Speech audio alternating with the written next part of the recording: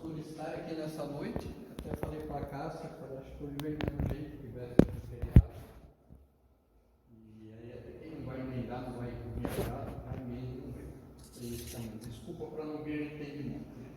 Então, parabéns por vocês estarem aqui e por estarem dando sequência nesse processo de crescimento, gente. Quando eu vim aqui ainda era os básicos, né? 2 aulas. E lembra que eu falei para vocês que a escola ia chegar e que ia começar a transformar vidas? E pode ter certeza. A Cássia estava falando aqui sobre a aula da semana que vem. Não percam, gente. Talvez seja a aula mais importante da escola de aprendiz. Vocês vão ter muitas aulas importantes, mas essa é fundamental. Hoje a gente vai dar alguma introdução, que ela vai falar lá. Mas é uma aula extraordinária. Não perca. Tá bom? Então vamos hoje aqui na aula 7, onde nós vamos falar aqui da missão planetária de Moisés e a preparação dos hebreus no deserto. A próxima aula que vocês vão ter sobre esse assunto, que é a aula 9, né? Que a 8 vai ser a aula de plantação da reforma íntima, vai ser a conclusão aí da missão planetária de Moisés, que é aquela aula que tem o decálogo. Então, algumas coisas que eu vou falar nessa aula aqui, eu não vou dar o spoiler, mas vocês vão entender na aula que vem por que a coisa aconteceu. Tá bom? Então vamos lá. Vocês estão conseguindo ver o telão? Porque acendeu a luz, mas é melhor não apagar, né? Porque a gente apaga a luz e alguns entram em trabalho mediúnico. E as pessoas, algumas pessoas maldosas, não todas, acham às vezes que o cara está roncando, não é? Está desprendendo energia ali pelo bem universal, fazendo tanta coisa boa, e o outro acha que a pessoa está roncando. Mas para vocês não despenderem tanta energia assim na hora da aula, não vão deixar a luz acesa, é mais seguro. Né? Uma vez eu estava na Câmara de Passe, quando eu comecei a trabalhar no Passe, eu vi lá um companheiro, ele estava tão compenetrado na corrente. Meu Deus, um dia eu quero ser assim. Que energia, cara compenetrado, então daqui a pouco ele começou a roncar. Ele não era compenetrado, ele estava com sono mesmo. E se apagar a luz a gente dorme, né? Um ambiente gostoso desse. Né? Mas vamos lá. Os hebreus, o povo hebreu, escravizados pelos egípcios, foram para o Egito naquela época da crise da falta de alimentos, né? Enquanto tinha lá José, que foi governador do Egito e tal, uma galera que simpatizava com ele, isso deu certo. Aí foi morrendo aquele povo lá, foram entrando outros e acabaram escravizando os hebreus, ou seja, era uma minoria escravizando uma maioria, porque o número de hebreus era muito grande ao ponto, né, eles faziam trabalhos forçados, tudo que era trabalho braçal era feito pelos hebreus. Não tinha sábado, não tinha domingo, não tinha feriado. Depois vocês vão ver na aula do Decálogo, quando fala de santificar o dia de sábado, tem a ver com isso aqui, que era também o dia de descanso, pelo menos um dia. Né? Porque escravo não tem descanso, né, gente? Aí eu vou perguntar para vocês aqui. Você hoje se sente escravizado por alguma coisa? Ou já se sentiu? Um por vez, por favor, porque senão o pessoal da mediunidade vai reclamar do mundo. Com certeza. Sim? Quer compartilhar com a gente? Então, eu tenho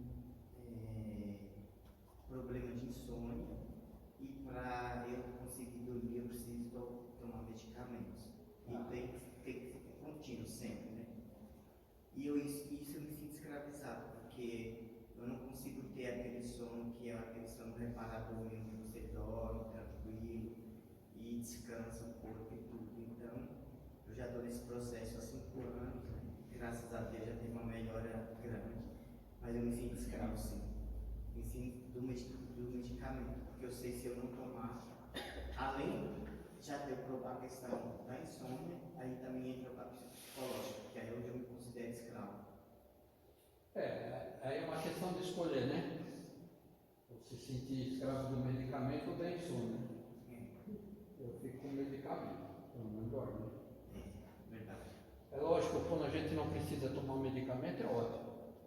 Mas quando se faz necessário, hoje distúrbios emocionais a gente tem de monte, né? E hoje o povo vai cuidar, porque antigamente não ia também. Era muito discriminado, o cara que ia num psicólogo, ia num psiquiatra, era louco, tinha toda aquela história. Ainda hoje tem gente que pensa assim, tem vergonha de ir, e o cara não dorme, fica alterado por conta disso. Então, é fazer aquilo que for necessário, escolher o que seja o mal menor, né? E usar com equilíbrio. O importante é não se viciar nas coisas. Mais alguém, gente? Eu sou, me sinto escravizado pela comunicação. Você está me comunicando o tempo todo. Tenho 4 celulares. Por causa disso. Um para a empresa, para outra empresa, meu, para outras coisas. E aí, informação o tempo todo tem que estar chegando na minha mente. Então, me sinto escravizado por causa disso. Entendi. Deixa eu mexer aqui sozinho, né? Tá ali inclusive o celular, né? Muita gente hoje é escravizada pelo celular. Né? Nós somos, a gente vai almoçar com a esposa, está um aparelho, outro, às vezes a gente conversa pelo aparelho. E além do que, no caso dele, né? A trabalho, os caras caçam em qualquer lugar, qualquer hora, né? Tem que estar sempre, todo momento online para responder qualquer coisa. E isso é, quando você começa a refletir sobre isso, é um pouco assustador. Porque você percebe que você não tem tanta liberdade assim de não estar disponível. Entende? O importante é você tirar alguns minutos do dia, nem que seja 5 minutos. Desliga o celular naquele momento e fica prestando atenção na sua respiração. Combina a sua respiração. Se você fizer 5 minutos por dia, já vai melhorar. Já estou quase na meia hora, já tem que respirar. Porque 5 minutos não está sendo mais suficiente. Porque nós temos que ter tempo para nós também, gente. Os compromissos são importantes, mas não nos deixar escravizar por conta disso. E às vezes somos escravizados por vícios. O que é vício? Vício é tudo que causa dependência. Tudo que é demais, tudo que é excedente é ruim. Tudo. Até trabalho voluntário em excesso é ruim. Tá? O objetivo é o quê? É o equilíbrio. Porque tem uma frase que eu sempre faço, eu dirigi duas turmas que eu dirigi, eu coloquei como se fala, uma atividade, igual tem o Boa Notícia e tal, eu coloquei uma atividade que se chamava A Vida Além do Centro. Que a pessoa vinha aqui e ela contava sobre a vida dela, o que ela fazia, o que ela trabalhava. Então, nós precisamos entender que existe vida além do centro. Então, é o equilíbrio. Tá? Porque a nossa família, às vezes, ela quer passear, às vezes, ela quer ir num restaurante, às vezes, ela quer ir num parque. E se nós nunca tivermos tempo para o outro, complica. Faz sentido para nós que estamos aqui, para o nosso companheiro, para a nossa companheira, talvez para os nossos filhos, nossos pais, não faz sentido. E está tudo bem, gente, porque é o jeito que eles pensam. Eles não são obrigados a vir aqui. O que eles deveriam é respeitar a nossa escolha de vida. E nós também respeitarmos aqueles que não vêm. Então, com equilíbrio. Tudo que faz com equilíbrio, com desequilíbrio é ruim. Pode ter certeza. Porque se você dedicar a sua vida somente para o trabalho voluntário, vai chegar um momento na sua vida que você vai sentir falta das outras coisas também. E aí vai querer culpar o trabalho voluntário. Eu ia lá, você não é. Porque fez a coisa com desequilíbrio. A ideia não é essa. A escola de aprendizes vai te ajudar para viver com equilíbrio. Só se você não quiser. Então nos escravizamos às vezes com vícios, com maus pensamentos, com maus hábitos. Nós vamos falar de hábito aqui nessa aula. Aliás, vocês já devem ter percebido que nós vamos caminhar junto com os hebreus, né? Não são os hebreus que vão fazer a caminhada deles, não. Nós vamos fazer a nossa junto. Podemos ir adiante aqui? Os egípcios tinham medo do levante, ou seja, que os hebreus, em número muito grande, homens fortes, muitos homens, que eles se revoltassem e lutassem para se libertar e até, quem sabe, querer dominar os egípcios. O número de hebreus era muito grande. E eles tinham medo do levante. Vai chegar um momento aí que eu vou falar para vocês hoje que é o dia do levante. Então, o que eles fizeram com medo disso, gente? Nós vamos falar daqui a pouco. Mas antes de chegar a dizer para vocês o que eles fizeram, eu vou perguntar para a Thaís aqui. Do que você tem medo, Thaís? Isso é uma pergunta de conta, tá? No processo de conta você pergunta. Do que você tem medo? Muitas coisas. Por exemplo? Medo de ficar doente. Medo de ficar doente. Legal. Não estou vendo o seu crachá. Não estou vendo o seu capacete mais. Andar de moto não deve ser que você tem medo. Do que você tem medo, Bruno?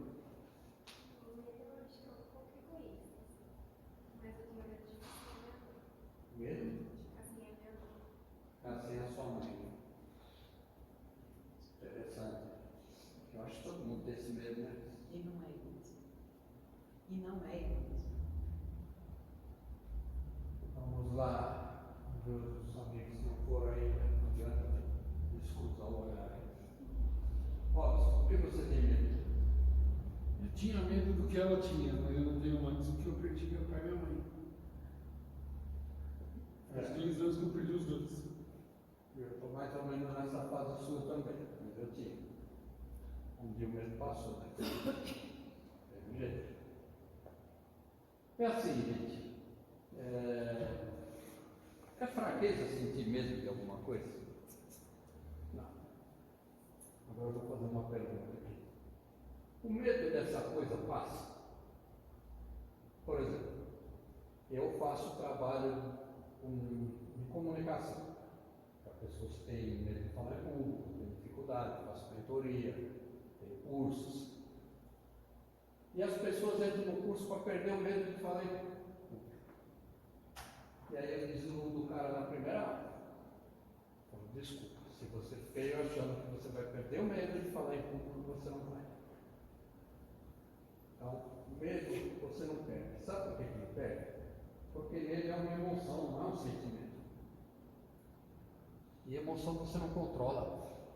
Se você estiver nadando no mar e você vê um tubarão do seu lado, o seu cérebro não vai dizer para você, vamos sentir medo? Não. Você vai regalar os olhos, vai ficar rígido, vai querer sair correndo. Por quê? É um estado de defesa. É o lado instintivo, é o lado emocional que entra em ação nesse momento. Aí depois pode entrar o racional, depois disso. Quando você correu, se afastou, você viu que era uma criança com uma boinha que tinha uma barbatana. Aí você vai olhar para aquilo, aí o seu racional vai falar, não é uma criança inocente. Aí seu coração, quase que automaticamente, ele desacelera e volta ao normal. Ou seja, medo é emoção. Está andando numa rua escura, começou a ouvir o barulho de um gato lá atrás, você não sabe o que é um gato, você imagina tudo, até o Dexter atrás de você, você imagina aquele. Né? Aí você vê que é um gato, aí você volta para o lado racional, mas é emoção. Você não controla a emoção. Você pode aprender a trabalhar com o resultado que aquela emoção traz para você. Então, a melhor maneira de você tentar trabalhar essa questão do medo é racionalizar. Será que isso tem sentido mesmo? Eu tenho medo de perder minha mãe, mas como minha mãe está hoje? Minha mãe está bem, sua mãe não está? Eu não tenho que ter medo agora de perder minha mãe, não preciso. Porque se o dia que tiver que acontecer, vai acontecer, não tem jeito. Então é racionalizar. Tem algum motivo para eu sentir esse medo? Não. Aí você aprende o quê? A enfrentar o medo. É o que eu falo nos cursos lá pessoal de comunicação. Você não perde o medo de falar em público, você aprende a enfrentar o medo. E aí tem uma série de treinamentos que a gente faz que a pessoa aprende a enfrentar o medo. O que é enfrentar o medo, gente? Vai com medo, mais faz. Vai com medo, mais vai. Às vezes a pessoa ouve você falando ali e fala, putz, cara, não fica nervoso, cara, pegar minha mão aqui vai ver um pouquinho transpira. Todo mundo tem medo. Eu acho que o medo, né? O medo ele é muito bom. Eu acho que o medo ele faz você evoluir, porque toda vez que você enfrenta o medo, você consegue se superar. Mas toda vez que você foge dele, você vai deixando para amanhã. Um dia você vai ter que enfrentar ele. Então todo medo, todos nós temos. Não tem um que não tenha medo. Mas o medo ele faz com que a gente se supere, né? Porque você vê esse pessoal que fala, o pessoal que vai em show, o próprio artista, quando ele treme de medo, quando ele sobe no palco, ele passa o medo, né? A hora que ele enfrentou. Então toda vez que a gente enfrenta, e toda vez que a gente não enfrenta o medo e o medo for maior que a gente, nós temos uma adrenalina. A adrenalina faz com que a gente saia daquele momento. O próprio corpo ele reage para você se salvar. Interessante isso que você falou, a questão da adrenalina. Vamos pegar o exemplo aqui de falar em público, né? O medo não passa. Você enfrenta ele. Mas você começa a acostumar com ele. E aí você começa a se sentir bem de estar desafiando fazer aquilo. Pô, estou com medo, mas já fui. A primeira vez que eu fui fazer a apresentação, foi com um medo terrível. Horrível. Apresentação. Horrível. Mas eu fiz. Posso dar um exemplo? Pode. Por exemplo, aquelas pessoas que têm medo de perder a mãe, o melhor é entrar no centro espírita, porque a gente sabe que a mãe nunca vai morrer. Não é verdade? É assim, gente. O corajoso não é o que não tem medo. O que não tem medo é irresponsável.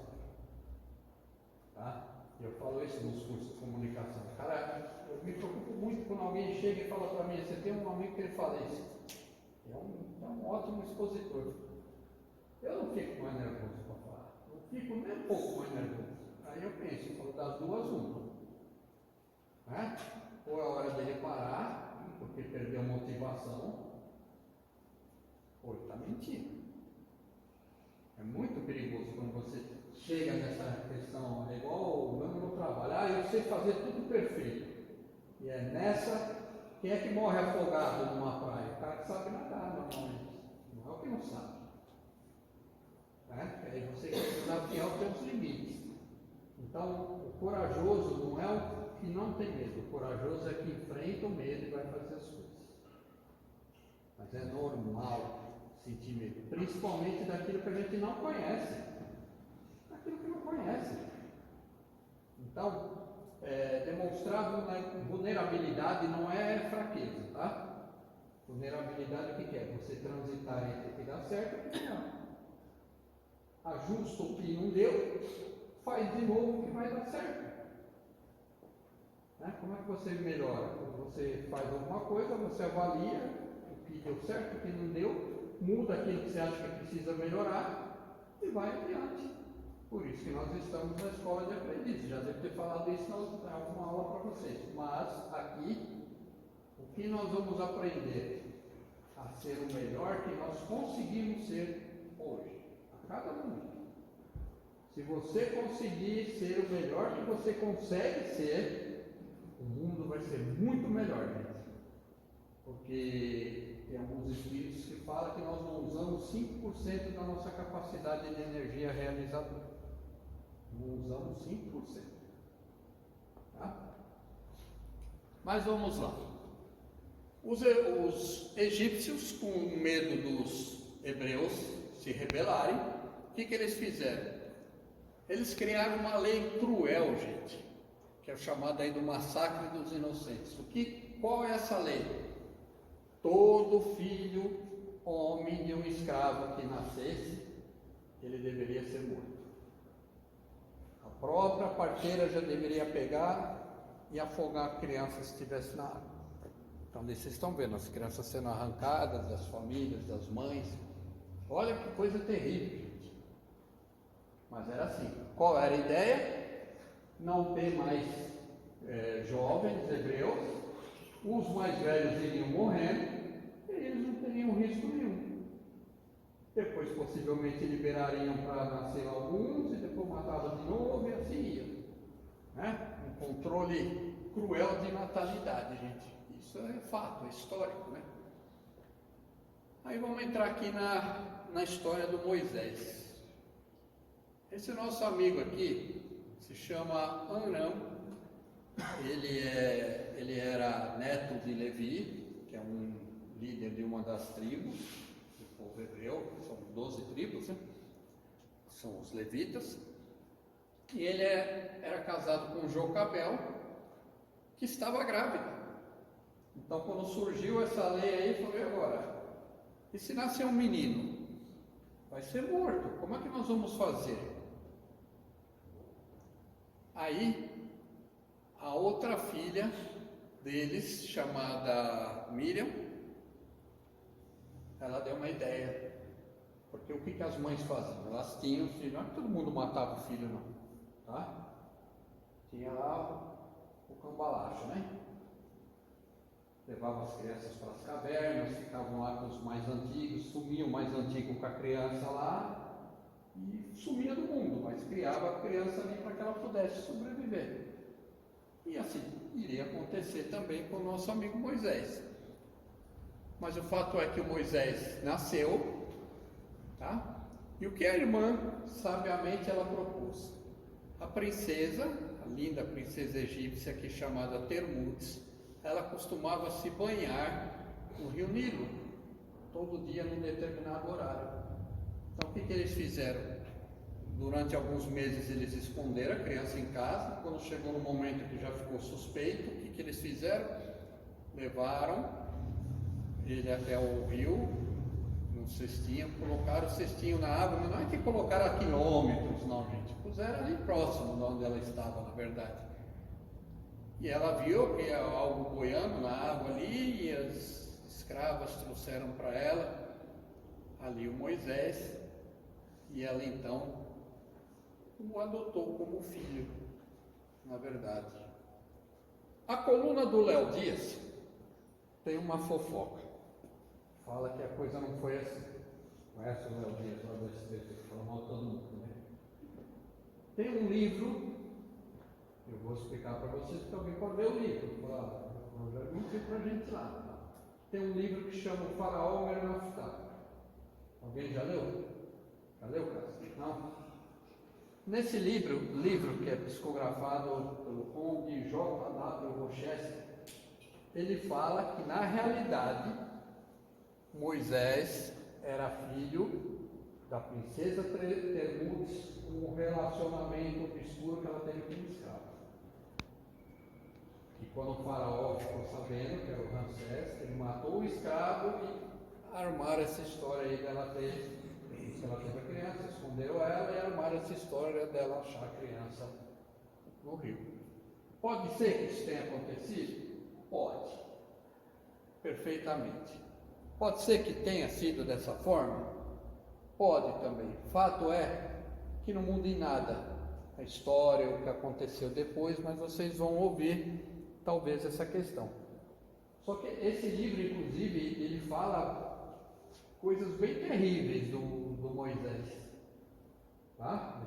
Só que esse livro foi escrito por esse conde, que é um inimigo de várias encarnações do Moisés. Então, até que ponto é confiável ou não é confiável?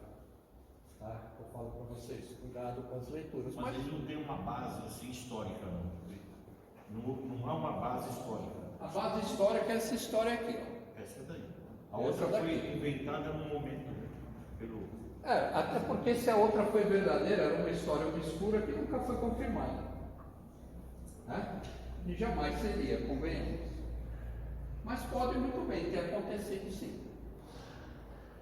Moisés, por que o nome Moisés? Significa salvo das águas. Ele foi salvo das águas pela habilidade da irmã dele aqui, supostamente pela bondade da princesa Termutes. Agora eu pergunto para você, na sua vida, Você já sentiu que foi salvo em algum momento? Já? Quer compartilhar, Pedro? Eu já. Eu trabalhei diretamente no Covid, né, no hospital durante 2 anos. E eu adquiri Covid, né, em uma época a gente estava sem médico, sem fisioterapeuta, sem enfermeiro para trabalhar. Então eu fui trabalhar, eu me diagnostiquei com Covid na época, né? Só que eu era eram 12 entubados na UTI. Eu tinha uma equipe de 3 recém-formados na época. E graças a Deus o Anjo, uma amiga minha, Priscila, foi lá no hospital e falou: eu vou te ajudar na UTI. E a gente tocou a UTI, nós fomos todos vivos. Então, eu nunca me esqueço desse episódio da minha vida, né? Atuando em cima dos pacientes. E era a linha de produção, né? Infelizmente. Ah, sim, no primeiro período foi terrível, né, gente? Hoje tem algumas gripes que judiam mais do que o Covid, mas bom, eu conheço gente que desencarnou por conta disso, é absurdamente só olhar os números. Mas veja que interessante, né? Quantas vidas você também ajudou a salvar? Né? A contabilidade da vida. Aquilo que você planta, você colhe. É lógico que muitos também ajudaram a salvar vidas e desencarnaram, porque pegaram da mesma forma que você. É a história de cada um. Quem mais, gente? Vamos lá. Pelo menos mais uma aí que já se sentiu salvo em algum momento. Mais ninguém? Vocês estão bem, hein? Eu trabalho com os ASUS, né? E eu comprei do laboratório do Boni uma geladeira de 303 quilos cada uma. E eu tenho um galinho com qual eu puxava elas. Eu puxei a primeira e guardei no meu galpão, na hora que eu puxei a segunda, ela caiu em cima de mim. Aí eu trinquei a vértebra 2 em 3 lugares, com 100% de chance de ficar tetraplégico. Estou aqui. Que história, hein? Você veja que a questão de nunca perder a fé, né? Se você se entrega à probabilidade da vida, você não faz nada. Né? Não faz nada. Quantas histórias de superação a gente vê mesmo de atletas, aí você vai ver a história do cara, ela só não dá nada. Assim. O biotipo não confirma, o cara tem a perna 2 centímetros mais curta que a outra, e no entanto tem um desempenho fantástico. Mas fato é, gente, que talvez nós próprios tenhamos salvo a nossa vida muitas vezes. Quando nós lutamos contra os pensamentos negativos, quando nós não desistimos de viver, quando nós percebemos que estamos simplesmente desistindo, tomar um pouco de cuidado com a história daquela que você narrou, né, Fernandes? Porque nós não podemos viver só para trabalhar, né? Tem que ter o equilíbrio. E quando nós desistimos de nós mesmos, aí é um momento que não tem quem possa salvar a gente. Tá? Você vê pessoas que vencem enfermidades com muita luta, ou não vencem, mas lutam até o último dia de vida. E vê também pessoas que desistem porque ficam sabendo que estão doentes. Não é crítica aqui, mas é fato. Quando você desiste de você mesmo, todo mundo desiste. Guarda bem isso. As pessoas, elas enxergam você da forma como você se enxerga. Se você se olha bonito, se você se olha com potencial, se você se olha com capacidade, os outros vão sentir isso. Se pelo contrário, você se olha com fracasso, com desdém, você pega o seu celular sempre para corrigir, para falar como está feio o cabelo, como está barrigudo, como a roupa está torta, as pessoas vão te olhar da mesma forma. Então, às vezes é necessário, antes falava vai no espelho, né? Hoje é a selfie, né?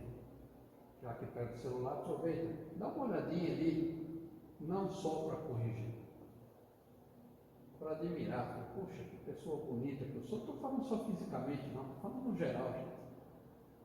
Quanta coisa que eu realizo e tal. Comece a falar coisas boas para você. Acorda de manhã, lista lá 3 qualidades que você tem, pelo menos 3. Todo dia vai na frente do espelho, né, cara? Esse exercício aí, era mais de 3. E fala em voz alta: eu sou competente, eu sou amoroso, eu sou honesto, eu sou inteligente. No início, se você tem alguma tendência para ter baixa autoestima, no início isso vai parecer muito estranho.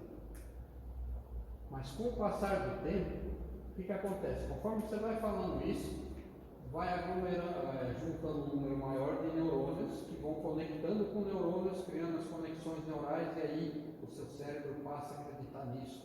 O cérebro ele é burro, gente. O cérebro ele não distingue o que é verdade e o que é mentira, o que é certo do que não é, o que é real do que não é real. Se o seu cérebro acredita no que você fala, aquela pessoa que fala: eu não sei falar em público, nunca vai saber. Eu não sei fazer não sei o quê. Mude isso, gente. Mesmo que você não saiba. Eu não sei falar em público. Ainda. Esse ainda vai mudar toda a sua realidade de vida. Eu vou desenvolver habilidade para isso. Eu não estou falando que o cara tem que ser irresponsável. Fala isso nos cursos. Se você não desenvolver habilidade, não se meta aí lá fora. Desenvolve a habilidade primeiro. Como em muitas coisas na vida. O que você tem falado para você mesmo? Tem que se olhar bonito, gente. Se você não se olhar bonito, as pessoas não vão olhar assim para você. E aí tudo fica mais difícil. Pega, por exemplo, fala de novo dos atletas de ponta, esses atletas de elite. Como eles se enxergam? O cara está colocando a meia ali, ele está colocando a meia para ganhar medalha de ouro, mesmo que ele não ganhe. Mesmo que ele não ganhe. O Phelps, quando pulava na piscina, quando estava lá no aquecimento, os caras que aqueciam com ele, que eles aquecem no ginásio antes de ir para a piscina, olhava para ele e falava: esse cara vai ganhar medalha de ouro, pela postura que o cara tem. Não estou falando aqui de arrogância, não. Estou falando de acreditar em você mesmo. Se liberte do que te limita, do que te escraviza, gente. Mas vamos lá. Lembram da Miriam, irmã de Moisés? Muito hábil, ela tinha acesso ao palácio e ela deu a ideia de contratar lá uma ama de leite. Eu conheço uma, e levou lá a Jocabel, que passou a amamentar o próprio filho. Muita habilidade tinha esse irmão do Moisés, não é verdade? E você tem usado criatividade para controlar os obstáculos ou fica dando murro na ponta da faca? Eu não estou falando para ser insistente. Eu sou insistente. Eu falo: coitado, não vai mudar a vida nunca. Porque insistência é você fazer sempre a mesma coisa do mesmo jeito. Não adianta fazer as mesmas coisas e querer resultado diferente. O Einstein já falava isso. Seja persistente, não insistente. O que é o persistente? O persistente, ele não desiste do sonho, mas ele vai desenvolver habilidades, ele vai desenvolver novas estratégias para fazer a coisa diferente para dar certo. E aí é usar a criatividade, gente. Usa a criatividade, nem sempre. Alguém falou aqui naquele comentário lá, até muito bem falado, aquela questão, foi meu amigo ali, o Daí, pequenininho, não estou enxergando tão bem assim. A questão, não colocar um muro de uma Bíblia no meio de convicções das pessoas, né? Até não terceirizar a responsabilidade, né? Se você não concorda com alguma coisa, pelo menos assume e diga que é você. Não adianta em certos momentos bater de frente, tem que ter estratégia. Moisés era um estrategista. Ele foi educado no palácio por ser um grande estrategista, ele virou lá um general do exército do faraó. No livro de vocês aí conta uma passagem lá que eles tinham que passar por um lugar e os caras colocaram um monte de serpente lá para eles não passarem. E ele sabia que existiam umas aves chamadas ibis que comem as cobras. E ele levou os ibis para lá, comeu todas as cobras, eles invadiram lá e tomaram o lugar. Isso é estratégia. Se não tem estratégia, não dá para dizer que Deus não ajuda. Deus ajuda, Deus te deu inteligência. Mas para isso tem que ter o quê? Vontade, ação e ter fé que as coisas vão acontecer. Eu tenho vontade, eu vou agir para acontecer, mas eu tenho que acreditar que eu vou fazer e vai dar certo. Tem pessoa que entra na escola de aprendiz no primeiro dia, tinha uma aluna que ela falou assim, no primeiro dia, eu já sei que eu não vou terminar, porque eu nunca termino nada. O que aconteceu com ela? Não terminou. Não terminou. Ela disse isso para o cérebro dela e acreditou na sua verdade e não verdade que ela criou na cabeça dela. Tá? Aí aconteceu um fato aqui, ó. Sempre existe um dedo duro. Estava lá Moisés no conforto do palácio, um general conceituado, o faraó, que era o Ramsés, gostava muito do Moisés, tanto que o filho do faraó lá, o Mernafitá, tinha um ciúme terrível do Moisés, porque ele não tinha as mesmas habilidades que o Moisés tinha. Mas alguém contou para o Moisés que ele era um hebreu. E aqui, mesmo que a princesa fosse a mãe verdadeira, como o pai era um hebreu, que seria um escravo, ele seria considerado mesmo um hebreu, de qualquer forma. Tá? Aí contaram para ele. Aí agora a pergunta que não quer calar: se você fosse Moisés e descobrisse uma coisa dessa, o que você faz? Você é hebreu, eu não sei o que é. Que hebreu? Você fala de jacaré, essa conversa, não. Fumou um baseado, ele falou. Será que nós já passamos em situação da vida que teríamos que abrir mão de alguma coisa para conseguir uma maior? Vai ter momentos na escola de aprendizes que nós vamos ter que fazer escolhas, né, Cássia? Até a Cássia, que disse que não ia fazer essa escolha, fez. Não vou contar o que é, no momento oportuno ela conta para vocês. Eles já sabem. Eles já sabem? Tá bom, mas não sou eu que estou dedando. Mas eu falei com você. Você não deixou. Gente, já passamos por situação em que tivemos que sair da zona de conforto. As pessoas têm medo de sair da zona de conforto. Sair da zona de conforto é bom. O que a Cássia vai introduzir para vocês na semana que vem é bom pra caramba. É para tornar a sua vida de verdade. Sabe aquela música que fala quem é de verdade sabe quem é de mentira? Vocês vão saber que vocês são de verdade. Tá? Não tem algo mais prazeroso do que você conseguir ser o melhor que você consegue ser. Né? Não falta semana que vem, aula especial, gente.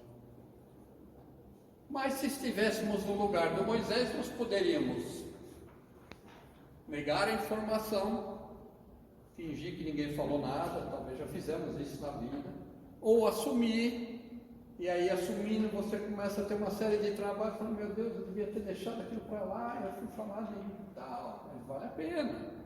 Mas fato é que o Moisés, ele abandona o palácio e ele vive entre os hebreus, ele passa a viver como escravo, só que num momento de fúria, porque Moisés não era Jesus, ele se envolveu numa briga com um soldado e ele mata esse soldado. Matou o soldado. E aí foi falado isso na lição que vocês leram aí, que uma parte da lição que falava algo referente a isso. Todos nós temos o lado sombra. Não adianta, gente. Tem o lado sombra. Tem o lado sombra. O cara pisa no seu pé no metrô, doeu o dedão lá. Você não vai pensar logo bonito para ele. Pode até não falar, mas naquele momento vem lá umas coisas em aramaico. Martelou o dedo, não vai agradecer ao Senhor por existe martelo. Olha que unha roxa bonita. Não é assim. Não vai ser assim. Cuidado com a positividade tóxica que os caras usam hoje em dia, de treinamentos, o cara tudo, eita, tudo resolvido sua vida, ali que você acreditou que você pode. Não é bem assim, gente. Não é bem assim. Lembra do Kardec? passa pelo crivo da razão. Usa a sua fé raciocinada, aquela que você pode encarar frente a frente com a razão a qualquer momento da humanidade. Se não for assim, não serve. É melhor rejeitar 1000 verdades do que aceitar uma mentira. Kardec falava muito isso. Como controlar o nosso lado sombra? Primeiro, assumindo o que temos. Tá? Assumindo o que temos. Tem momentos que a gente discute com alguém, ou tem vontade, tem. Mas é ficar atento e ir diminuindo cada vez mais esses repentes que a gente tem até um dia que talvez não tenha mais. Se eu sei que alguma coisa me irrita, se eu saio atrasado de casa, eu ando numa velocidade maior. Aí eu brinco com o motoqueiro, aí eu brinco com os caras, passo na faixa. Então o que eu faço? Eu saio mais cedo. É uma questão de prática. Não é nem de evolução, você melhorou, não, eu saio mais cedo, eu já sei, é o gatilho. O gatilho o que é para mim? Sair atrasado? Então não saio. Você não controla a emoção, mas você pode controlar o gatilho. Né? Você pode controlar o gatilho. O que é o gatilho? Aquilo que desperta a vontade de fazer alguma coisa. Normalmente alguma coisa que não é bom. Mas também o que é bom. Termutes, Moisés ia ser preso, ela avisou Moisés, lembrou de avisar, e ele então foge para o deserto. Tá? Falei isso agora há pouco aqui, ó. Não precisamos abandonar os nossos objetivos, mas realinhar as nossas estratégias para conseguir alcançá-los. Moisés queria libertar o povo da escravidão, naquele momento ele já queria, mas não deu, ele ia ter que fugir, então ele teve que atrasar, teve que dar um passo para trás, fugir para o deserto, para depois poder voltar. Ele seria preso e morto com certeza. No deserto ele conhece Jetro, que era um sacerdote e pastor, que tinha uma filha chamada Zéfora, com quem Moisés se casou e se tornou sogro do Jetro. Tá? E quando ele estava lá, ele teve uma revelação. Ele viu uma planta chamada sarça, não é salsa de caipira, tá? Sarça, não, ela chama sarça mesmo. E ele viu a sarça pegando fogo, mas ele viu que tinha alguma coisa diferente. Por quê? Porque tinha um fogo ali, mas não consumia a planta, não queimava ela. O fogo não terminava. Ele falou, isso aqui tem alguma coisa estranha. Ele se aproximou e recebeu uma orientação espiritual, dizendo para ele mais ou menos o seguinte: volta para o Egito e liberta o teu povo da escravidão. E ele assim o fez. Retornou para o Egito, foi falar com o atual faraó, porque o outro faraó Ramsés morreu, e assumiu o filho dele, o Mernaftal. Lembra aquele que eu falei que tinha ciúme do Moisés? Ele que passou a ser o faraó. E ele foi pedir humildemente lá que liberasse o povo da escravidão. Imagina que o outro falou para ele: não, Nina, não, você está louco, rapaz. Aí o que Moisés fez? Né? Antes do Moisés aqui. Como é que nós negociamos no nosso dia a dia as nossas diferenças de opinião, gente? Como que nós negociamos com pessoas que pensam diferente da gente? Batendo de frente? Discutindo no WhatsApp igual os caras faziam em época de política? Né? Não. Nós ouvimos, vemos aquilo que pode nos servir, concordando ou não, e educadamente, com argumentos, nós também passamos a nossa forma de sentir e de entender alguma coisa. Faz ali um entrosamento das coisas e você chega num resultado bom. Diferenças não separam, só mostra formas diferentes de enxergar uma mesma situação. E Moisés ameaça lá então o faraó com as 10 pragas do Egito. Tá? 10 pragas do Egito, gente. Quais seriam? E o faraó, vocês pensam que ele se intimidou? Nada, o bicho era turrão. Falou: não vou liberar não, escravo. Por que eu vou liberar escravo? Primeira praga, Rio Nilo banhado em sangue. Era sangue mesmo? Era não. Os espíritos explicam lá, tinha um material ferroso lá no rio que de tempo em tempo ele desprendia e ficava vermelha a água. Mas Moisés sabia disso, ele era um médium completo praticamente. Mas se ele fala que era coisa do do minério lá, não ia intimidar, ele falou, sangue vermelho, os caras não tinham exame de sangue naquela época, como que vai saber se era ou não era? O faraó ficou meio tentado, mas falou, não, foi sorte. Segunda, ixi, o que aconteceu aqui? Segunda praga, piolhos. Terceira, rãs em toda parte. Estou pondo essas juntas porque eu vou explicar porque que elas têm sentido. Quarta, moscas. Quinta, peste nos animais. Veja bem, minério no rio, matou todos os peixes. Então aquele fedor, aquele odor, aqueles peixes estragados ali, atraíram o quê? Esses cidadãos honoráveis aqui, ó. Piolhos, rãs, moscas.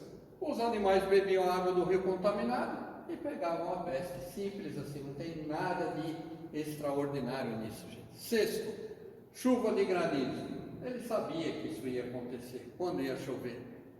Sarna entre os homens, com piolho, carrapato e gafanhoto, ia dar o quê?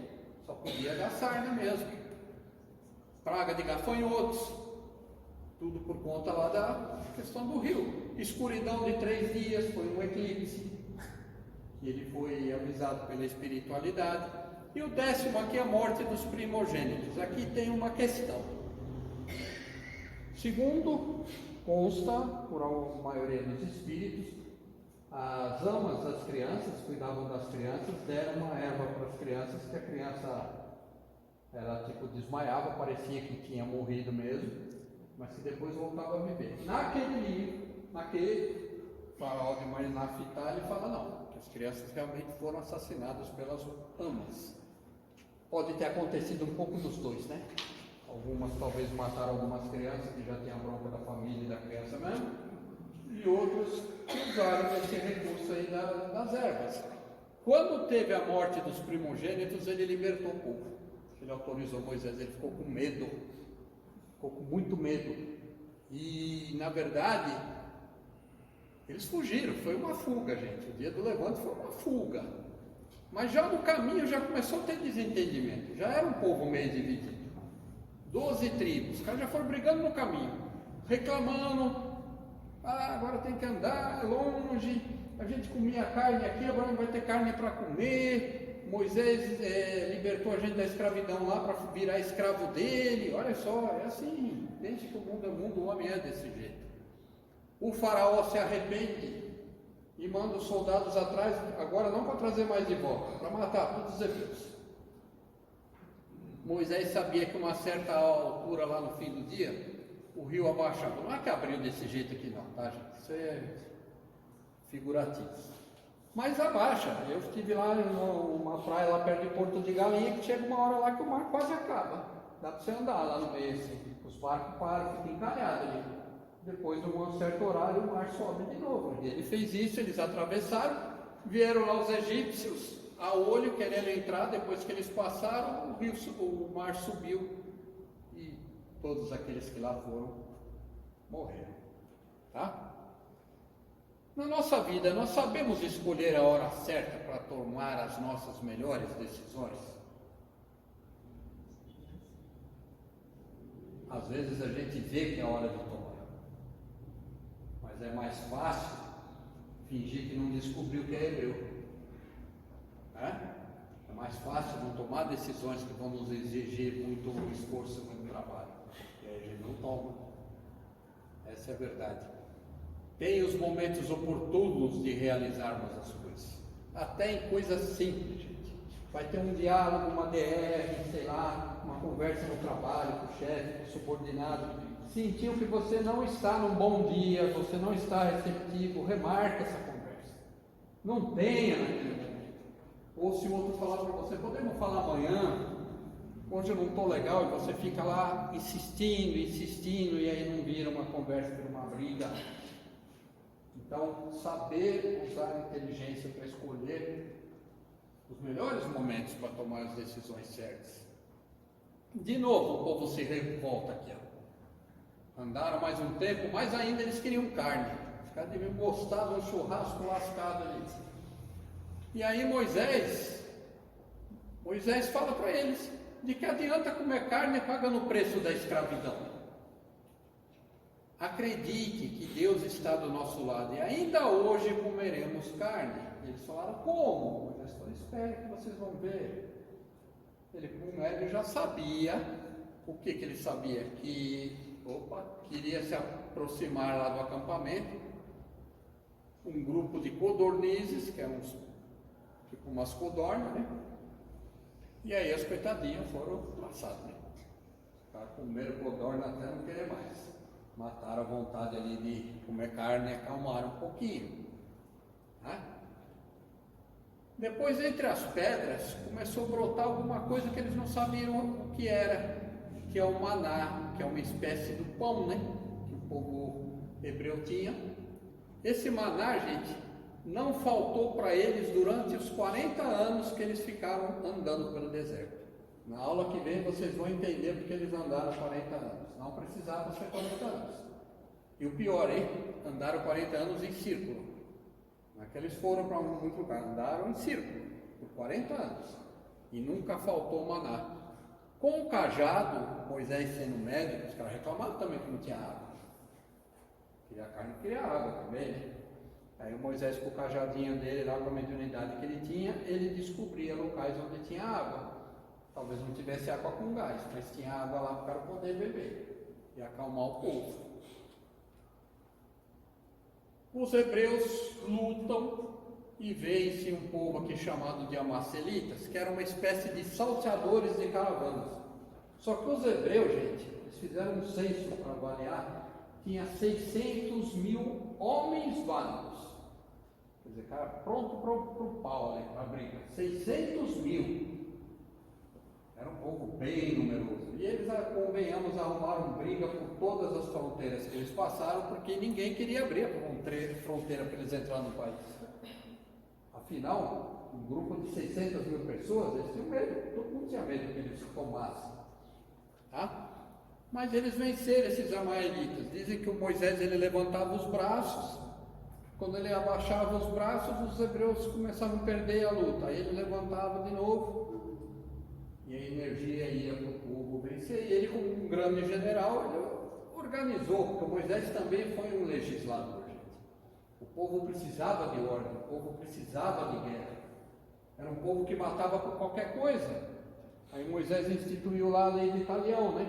Olho por olho, dente por dente. Aí a pessoa fala, igual falou uma aula para mim, mas isso não é evolução. Eu falei, como que não? Matava por qualquer coisa, agora só podia matar se eu fizesse alguma coisa, já é 50% do problema resolvido. Já é uma evolução ou não é? E o Moisés foi um legislador também, não foi só um líder espiritual. Acredito sim, gente, por tudo que eu li, que alguns excessos ele cometeu. Possivelmente a missão dele não era matar aquele soldado, talvez ele tivesse que ir para o deserto sim, para se depurar mais uma outra situação. E nós já fomos para o deserto? Quem aqui já foi para o deserto? Será que não, gente? Será que nós nunca fomos para o nosso deserto do sentimento?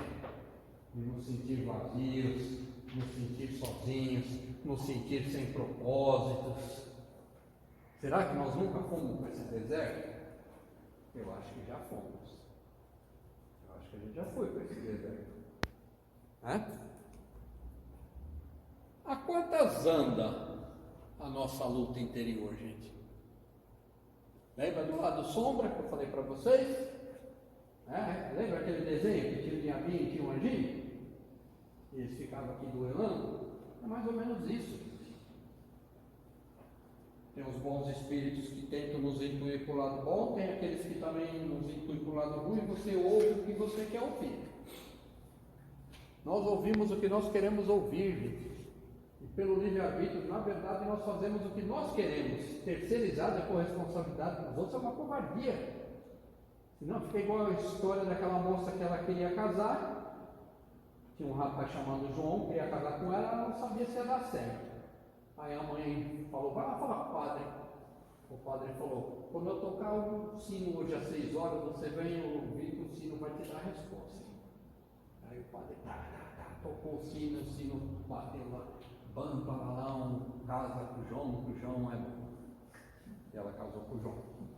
Passou 2 anos, ela não suportava mais o João. Ia separar do João. Voltou no padre. Seu padre, assim, 6 horas, vem ouvir o sino, minha filha. Tocou o sino falava lá, bamba, lalão, separa do João, que João não é mais bom. Separou do João. Passou um ano, sentiu saudade do João, queria voltar com o João. Foi no padre de novo. O padre falou, de novo, vamos lá no sino, 6 horas. E o sino falou para ela, bamba, lalão, volta com o João, que ele voltou a ser bom. Ou seja, nós ouvimos aquilo que nós queremos ouvir. O que nós queremos ouvir. Assim como uma conversa, que foi falado aí no estudo de vocês, a responsabilidade na comunicação, numa conversa, não é de quem ouve, é de quem fala. Então, aquela história, não foi isso que eu quis dizer. Desculpa, gente. Repensa a forma de se explicar. Tá? Eu falo isso nos cursos lá. Se você usa isso, porque você não está transmitindo como deveria. A sua estratégia está errada. A responsabilidade não é de quem está ouvindo. Dele ter que te entender, de você se fazer entender. Então, muito cuidado com isso. A escola de aprendizes vai ensinar a não terceirizar. Só que a escola de aprendizes, ela te mostra o que você pode ser. Eu tive um aluno na turma 51, primeira turma que eu dirigia. Agora eu falei, agora descobri minha idade. 51, 190 e tanto aqui, né? 125. Chega lá. Ele falou o seguinte, esse aluno, a escola de aprendizes, para ele, tinha sido como uma escola, ele estava no segundo ano, como uma ponte que ele ia atravessando e a parte de trás da ponte ia caindo. Porque ele nunca mais ia conseguir voltar a ser aquilo que ele era. Então aquela parte de trás da ponte não existia mais. Interessante, né? Ou seja, não importa o que você fez. O que fez está marcado na sua história de vida. Não importa o que você fez, o que você foi. Importa o que você quer ser daqui para frente. Essa é a questão. Como você pode equilibrar a balança da sua vida? Fazendo mais coisas boas. O que foi, gente, já foi, não adianta se lamentar. Não adianta ficar terceirizando, arrumando desculpa. 3 meses depois de deixar o Egito, eles chegaram lá próximos ao Monte Horebe, que é um local onde Moisés assumiu o compromisso espiritual de levar o povo. E na semana que vem vocês vão ver o que vai acontecer. Semana que vem não, na aula 8. Depois de 2 semanas, espero que vocês venham todos e tenham folga depois. Vocês vão descobrir o que aconteceu aqui no Monte Horebe. Tá? Começaram a ter diferenças lá, um povo encrenqueiro, quando acha se era verdade, povo difícil. Aí o Jetro orientou Moisés a fazer comitês com homens, diversos homens de diversas tribos, e fizeram um comitê com 70 homens para governar o povo, estabelecer a justiça e a ordem, e criaram lá uma espécie de um congresso nacional, tá? Que julgava e resolvia as questões. Pergunta para reflexão para você levar para casa, você não vai dar tempo de responder aqui não. Qual é seu plano de vida? Isso mesmo, você tem um plano de vida? Eu quero comprar uma casa. Será que isso é um plano de vida, gente? Não sei que importância você dá para isso, quais são os seus valores. Quais são hoje os meus objetivos de vida? Eu estou trabalhando para alcançar esses objetivos? Pense a respeito, é um exercício interessante de se fazer. Percebeu que não? Não adianta ficar se culpando, viu, gente? Culpa não resolve nada. Culpa leva você para procrastinação. Você fica se desculpando e não age. Troca a culpa que paralisa pela ação que transforma. É aquele cara que, eu peço desculpa 50 vezes por dia. Está na hora de mudar um pouco o comportamento para pedir 1 ou 2 vezes, certo? Ou nenhuma. O que eu espero do mundo? Eu ouço tantas pessoas falarem do mundo. Gente. O nosso mundo é violento, o nosso mundo hoje é insensível. Gente, o mundo não é um ser animado. O mundo é o que nos acolhe, o universo que nos acolhe. Então eu vou fechar esse pensamento aqui, essa aula, com um pensamento para vocês refletirem sobre essa relação do homem com o mundo. O homem terceiriza a responsabilidade para o mundo muitas vezes, né? E fala mais ou menos assim: ah, mundo, será você por si próprio que se enterra ao fim? Ou será o ser humano dotado de livre-arbítrio e raciocínio profundo que se enterra ao fundo por se julgar dono do mundo? Ou seja, posso tornar o mundo melhor a partir de mim. Essa é a nossa missão, gente. Muito obrigado. Que Jesus abençoe a todos. Não falte na aula da semana que vem. Não estou falando isso por falar, não. Pode me cobrar se eu estiver lá.